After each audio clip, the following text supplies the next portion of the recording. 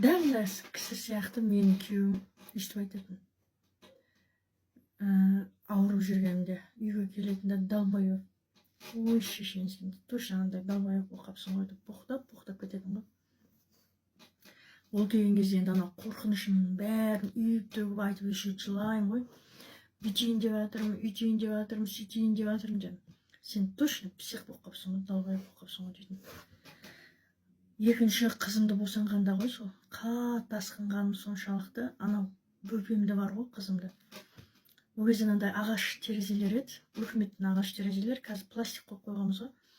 И ағаш терезе төбесінде бір форточкасы ашылады, форточканың астында тағы бір терезесі ашылатын.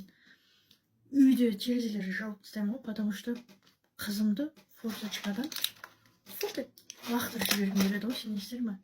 Қызымды құндағымен лақтырып жібергім келеді форточкадан. Сөйтіп өзім бүйтіп ойланып жүрмін ғой, мә қазір есіктің алдында біздікі дворға қараған терезеде. Қазір форточкадан лақтырып жіберсем, ананың миы шашылып жатса, көршілер жүгіріп келсе, мені точно психбольницаға алып кетеді деймін ғой бана. Мені точно психбольницаға апарып қамап тастайды деп. Әрден кейбір келеді неше түрлі нәрселер. Өзім де терезеден қорқамын жақындауға, потому что өзім де секіріп түскім келіп тұратын. До того сондай ойлар болды.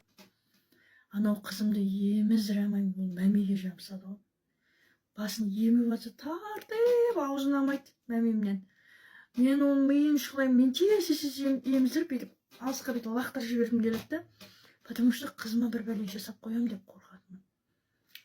Миын шұқылап, немесе баны еміздіріп жатқан кезде үстіне бүйтіп езіп қоямын. Қызымды езіп өлтіріп тастағым келеді ғой, сенесіздер ме? Сонан күйеуім келген кезде терезелерді ашады ғой, неме жауып ағасын. Ашашы мына терезелерді. Бізде білесіздер, Шымкентте жаздың күні парилка болады ғой, ыстық шөл дала боламыз. Мен жауып алып отырамын ғой, терезеден қорқамын, потому что өзімді тастап жүрмін, бүйтіп басыменен тие беремін ғой, бүйтіп бас ауыр болады, ары қарай түсіп кетесің ғой, оны да ойлап қоямын еще. Соның күйеуім келіп терезелерді айтамын ғой, ашпашы. Ол тыңдамайды, терезені ашып тастайды. Мен ана жаққа қашып кетіп қалам. Айтсам еще боқтайды, точно сен псих болыпсың ғой деп.